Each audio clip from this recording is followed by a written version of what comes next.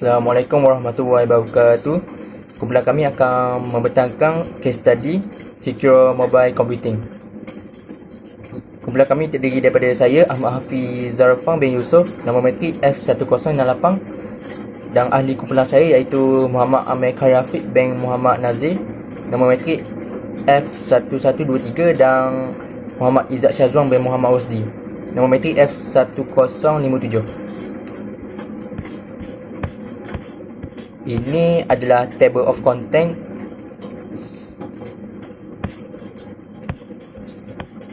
Sebenarnya saya akan pergi kepada 1.0 iaitu introduction. Saya akan menerangkan sedikit tentang introduction tentang ransomware. Ransomware ni adalah ransomware ni ialah ancaman keselamatan cyber yang nyata dan ketara yang telah menjejaskan banyak individu, organisasi dan juga kerajaan di seluruh dunia. Ia direka untuk menyulitkan, gagal dan menutup bayaran tebusan daripada mangsa untuk mendapatkan semula akses kepada data mereka.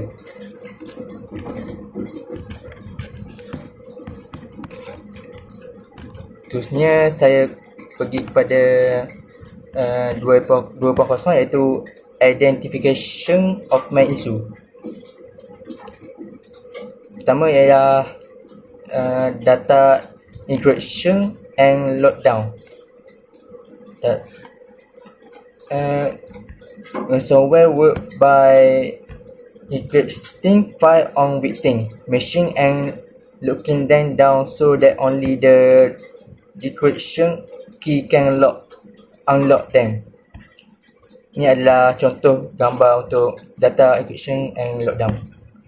Yang kedua, impact on productivity and operation.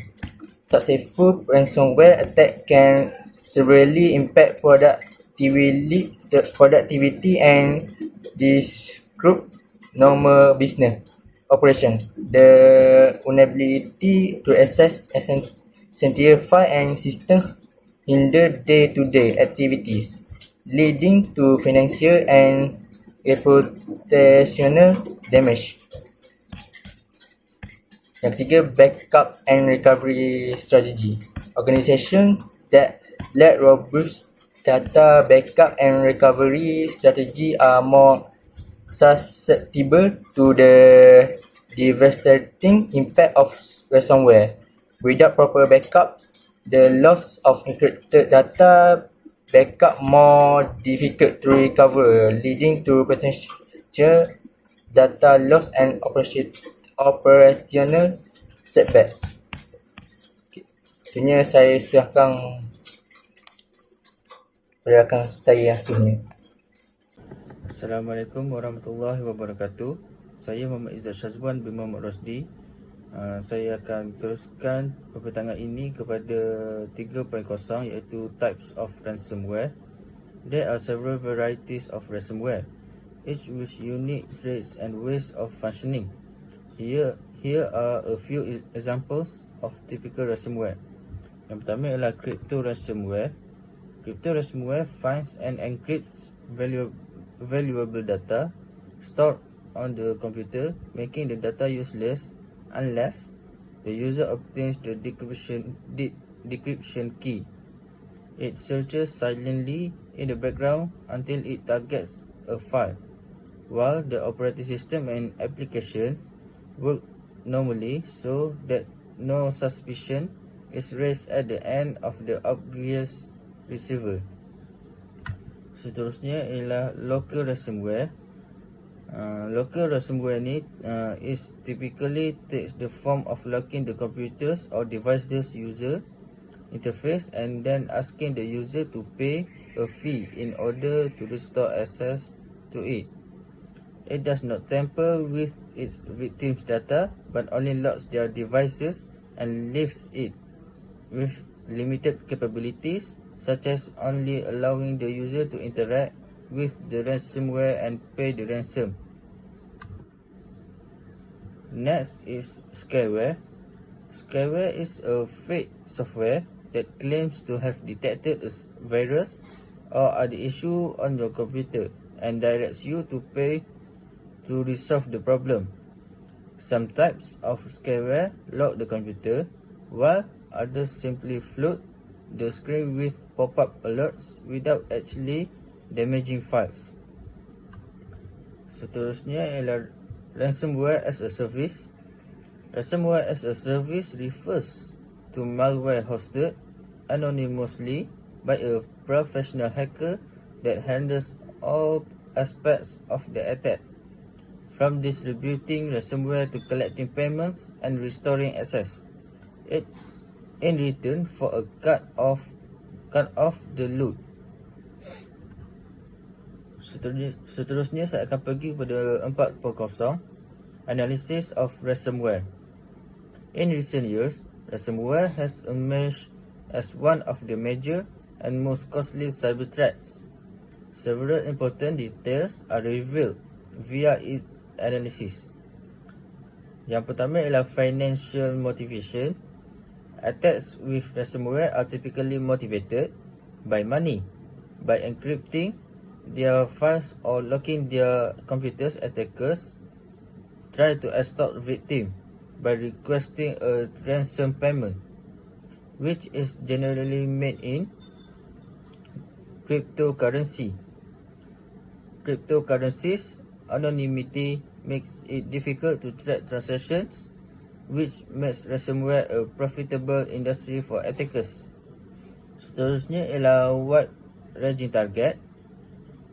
Wide ranging target ni attacks using ransomware target a wide spectrum of victims, including people, small businesses, big firms, and even government agencies. Attacks affects a variety of sectors and industries, including manufacturing, healthcare, banking, and education. Attackers pick their victims based on their perceived worth and ability to pay a sizable ransom. Yang terakhir ialah sophistication. Ransomware's sophistication and complexity have greatly increased. Modern ransomware uses sophisticated encryption algorithms, evasive security tools, avoiding maneuvers, and network sharing and backup file encryption. In addition to using social engineering techniques like phishing emails and rogue websites, attackers also employ ransomware to lure victims into downloading or running it. Next point is 4.1, evolution of ransomware. The evolution of ransomware has been greatly influenced by a range of developments in technology, economic security, and culture since 1989. The first ransomware was detected in 1989 and known as AIDS Trojan or PC Cyborg. This ransomware was developed by Dr. Joseph. The first modern ransomware known as GP Coder was introduced in 2015. This ransomware was spread via spam email attachments that falsely appear as a job application. Users who opened the attachment were required to pay for the ransom. Other than that, local ransomware attack users' operating systems that force the users to make payment via SMS, text messages, or call a premium rate phone number. The most famous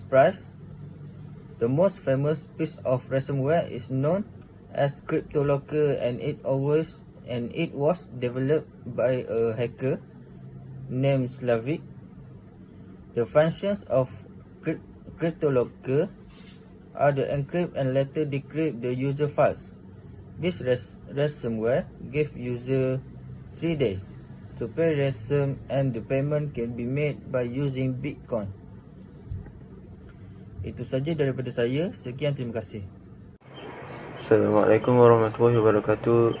Saya Muhammad AMIR KHARAFIQ bin Muhammad NAZHIR. Nombor metik saya 13DDT21F1123. So I will continue the presentation. 5.0 Solutions.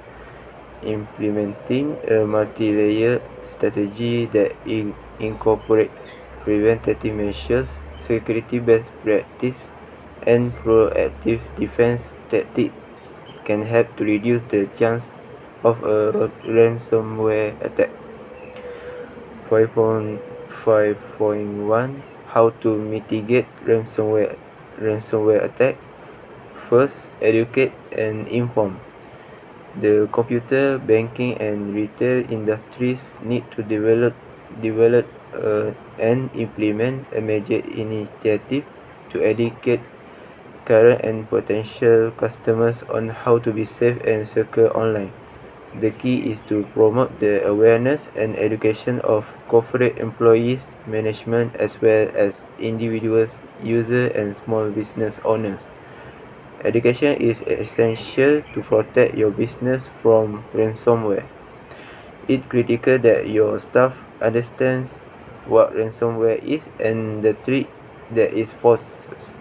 Provide your team with specific examples of suspicious emails with clear instruction on what to do if they encounter a potential ransomware lure. Second, make backup plan. If the data is backed up, there is no need to pay a ransom to get the data back. Instead, it can be recovered from the backup.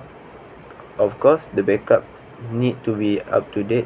It is essential to maintain backups of critical data that are maintained separately from the organization internal computer network, and regularly testing the backups to ensure they work correctly. A survey carried out by Osterman Research on those that chose not to pay the ransom that was demanded from them showed that availability of recent backups was cited frequently as the reason that the organization could optimization for the decision not to pay the ransom. Backups can be used to restore data and system to a known good state prior to ransomware infection. Lastly, understand the risk. Organization cannot make good decision regarding prevention without understanding the full extent of the threat that ransomware makes to the organization.